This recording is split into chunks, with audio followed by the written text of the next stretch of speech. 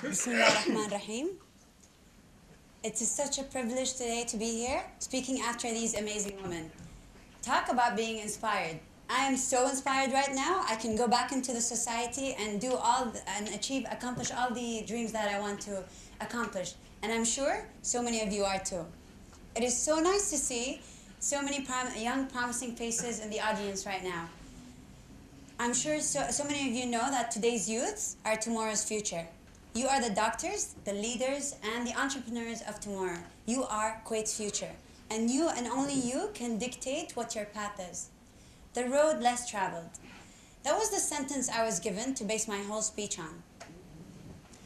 What makes a woman, an Arab woman, the oppressed woman, enter the man-dominated market? In my experience, it's the hypermarket industry. I have to take you back to my past to better understand what made me do that. Being a Kuwaiti woman, an Arab woman, when we were young, we perceived, or rather I perceived, that growing up, my future would be to graduate from college, get married, get kids, do my social obligations, visit my family, and then the cycle would go again and again and again until we were old. But that was never going to happen. It's just a perception. Again, at a certain point in life, I perceived that I believed I was going to get married to Prince Williams. You laugh now, but I actually believed it was going to happen. I pictured my wedding, I pictured the whole thing happening. But then it was just a dream. It's not going to happen. So back to reality. My family, the Al Qatami family, are back when Kuwait was really poor. We were, or rather my ancestors were dowmasters. They were sea merchants. So when Kuwaiti people had no money, they were going around the world, doing business, bringing money into Kuwait, bringing products back to Kuwait. And there's no way I'm gonna take up that name and not do at least what my ancestors did. So let me go back to talk more about my past. In 1990, during the summer, I remember us being on the plane going to Switzerland for our summer vacation. And I overheard my dad speak to my mom. And he was telling her, I finally achieved success. And to my dad, success was that he secured his kids and his grandkids' future. He had enough money to make us live as kings. And in that same summer, I think my parents realized I was going to be an entrepreneur, or at the very least, a bright accountant. We were on a road trip from Switzerland, traveling from Switzerland to London. And on the way, we had to stop in France at a gas station because my dad had to refill the car.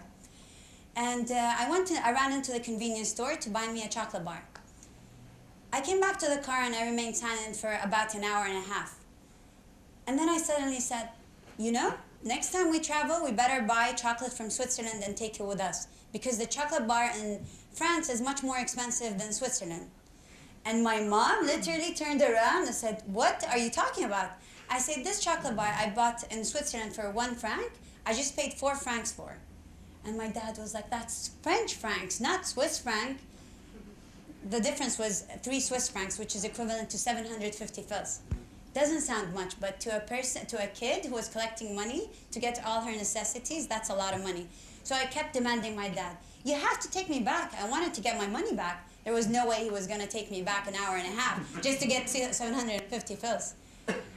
But I learned a valuable lesson that day. There's a difference between currencies in different countries. On that same trip, we got on a ferry to go to London. And my dad said, in order not to make the same mistake again, give me your money, and your Swiss francs, and I'll exchange it to the British equivalent, which was pounds. So I gave him my money, an X amount of money, and he gave me the equivalent of that in British pounds. I took that, and I took the money, and then I ran along to find something to entertain myself with on the ferry. And right on the corner, I see a place called Money Exchange. And being the curious person I am, I went up there and asked them, what is it you guys do? What is a money exchange? And the woman there said, well, we take your money and we give you the equivalent in the other country's currency. So I said, if you had X amount of money, which is the amount I gave my dad, what would I get in pounds? And she said, well, it would be this amount, which was a few pounds or pennies more than what my dad gave me. So I said, could you write that down? She said, no, but I can give you a printout. So I took that printout and I went to my dad. And like, you know what? You didn't give me the money that you owe me. And my dad, being the big businessman he is, the know-it-all kind of man, said, are you going to teach me what is right and wrong? Are you going to teach me what money exchange is? So I just showed him the piece of paper. At that point, my mom and dad were mind-boggled. A 7-year-old going to teach her dad what to do? And they just started laughing. I took the lesson I learned in France and applied it in that situation, and that was a lesson well learned. In that same summer, on August 2nd, 1990, the Iraqi invasion happened. And my family went from being multimillionaires to being in debt. We didn't have money. Our money was reserved in the steel factory, and it was mostly in inventory. And the money we got for the inventory was from banks. So we owed the banks a lot of money. And my dad used to give us salaries in Switzerland, but at that point, he couldn't. So what he did to teach us a lesson was, he told me, my siblings and my cousins, if you wanted money, you have to work for it. Every week, he would let us work in the vegetable garden for 5 francs, which is equivalent to 1 KD. Some of you might think it is child labor, but it was the best experience I could have as as the first job I had. And being my cousins, of course, they benefited a lot as well, because their parents wouldn't give them salaries. My dad was the only one actually giving us money. He went back to Kuwait because the war ended. And in order for him to bring us back, he had to collect money. He didn't have the money to get us back. So he asked us if it was okay to use the money we had in our bank accounts, me and my siblings. The money that he put in there for us. Of course we were going to say yes. There was no way we were going to say no. He took that money and used it as capital to rebuild himself. He went back to Kuwait. He rented a pickup truck. And he went back and forth from Saudi Arabia to Kuwait. And he bought the necessities that people needed. Soap, food, everything else. And he would sell it. He would go maybe twice a day to buy the things that they needed. He got enough money to buy an agriculture company. And the reason why he decided on that was because after war, he thought people wanted to see life. And what was life? Plants. That was the ultimate symbol for life. So after the company did well, he bought us one of these ready-made homes. He put it in the beach house land because our house was in no livable condition. He got us tickets, he got us back to Kuwait, and we lived in that small house. Every day, we would wake up in the morning at 5 o'clock in the morning, drive an hour to go to school. After school, he'd pick us up, and we would go work in the nursery so that we can build our business. My mom was a cashier, never worked before in her life. My dad was the manager, and me and my siblings were the salespeople. Every time someone came in, I would offer them to buy a rose, which drove my mom crazy. Because to her, she thought that I would drive them away. I would drive their customers away. And we were the only Kuwaiti family working in the agriculture companies over there. So it was more like a community supporting us when they came in. They didn't mind someone coming up to them, asking them to buy a rose. They actually thought I was a cute salesperson, and everything I offered, they would buy. I just insisted on selling roses. I don't know why. I just remember they were retailed at 1 KD per rose, and I sold a lot of them. Probably that was our best-selling product we had in the agriculture company.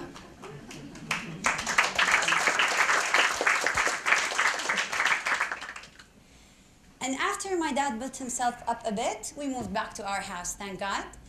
And that was very inspirational for me. My dad had to build himself from debt, from being in debt, not only from zero, but minus that.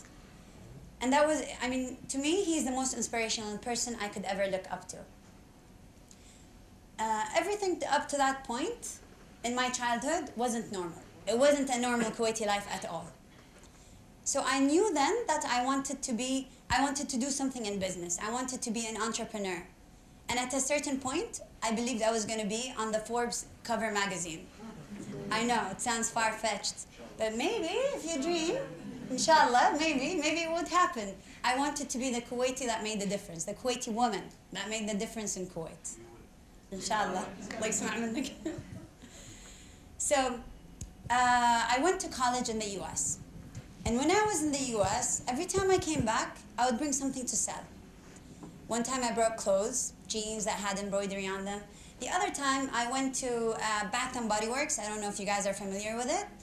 And I bought creams in the semi-annual sale, and I would sell them here before Ashaya brought them to the Middle East. And I made some profit here and there.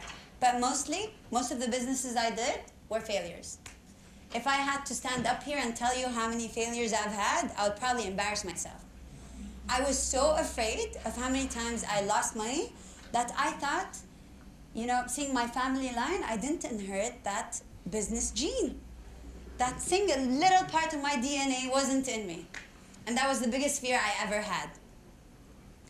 After I graduated from college, I founded a company with Mr. George Nadaf, otherwise known as the Boston Market Franchise King, and Mr. Robert Grayson, who was the CEO of the Limited Companies.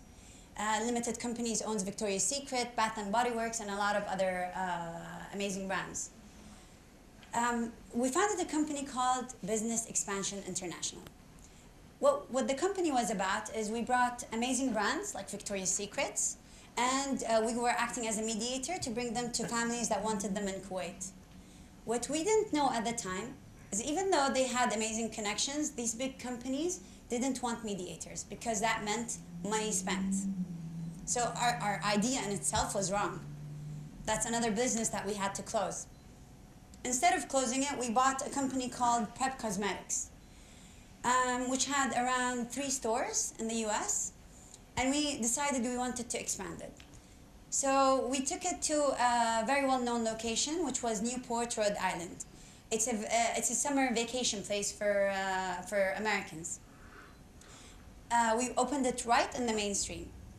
And when our store opened 2 months down the line, the Obama administration decided that they wanted to renovate Newport, Rhode Island.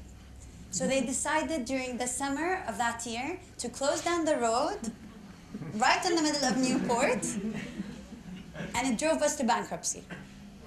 Again, another failure. I graduated, after we closed the company and I came back to Kuwait, my dad said, you have to work for me in the steel company, a very male-dominated industry. I didn't want to do that. I wanted to work in a bank, get some experience, and maybe do my own thing. But he was like, no, there's no way you're going to do that. I didn't pay all that money for your tuition for you to go work for a bank. You're going to work for me. So I went to the steel company, and every day my job was to wake up in the morning, go to work at 7:30 in the morning, sign some papers. Half an hour later, I was free to do whatever I wanted. And I was being paid a director's pay. And the Avenues was right across the street. I would literally open the door of the office, get down the stairs, walk the street, and the Avenues is right there. For the first week, it was fun. I would go out with my friends to Starbucks. I would go go shopping. But after a while, my fear was that my brain cells are going to die. I wasn't utilizing my brain. I felt useless. I didn't have any sense of accomplishment. My dad had such an amazing company that it worked like a clock. It made money whether I was there or I wasn't. So it was pointless having me there. So I told my dad, you know what? I can't do this anymore. You're paying me money, and it's not even worth it because I'm not making you any money. The company is successful whether I'm there or not. So I left the job, and coincidentally, I was pregnant. I took a year off, and while I took the year off, I was deciding on opening my own thing. And one of the things that I liked to do in the US between classes was to go grocery shopping. Even if I didn't have grocery, I'd go grocery shopping, just for fun. And when I came back to Kuwait, the biggest culture shock to me was not the people. It wasn't the way that people dressed. It wasn't the way people thought. It was the grocery stores. You walk in, and products are thrown in piles. Wherever you walk, there's no such thing called merchandising. There's nothing called product display. So I kept complaining. Every day I'd come back to the house. My husband was doing his fellowship in the US, so he wasn't in Kuwait. I lived with my parents at that time. I would tell my dad, you know, grocery stores are disgusting. They're very disappointing. It's no longer fun. It felt more like a task, a Sisyphean task. So my dad said, instead of complaining every day, just do something about it. And then it just clicked. I should do something about it. And that's how the idea of Safeco was founded. I wanted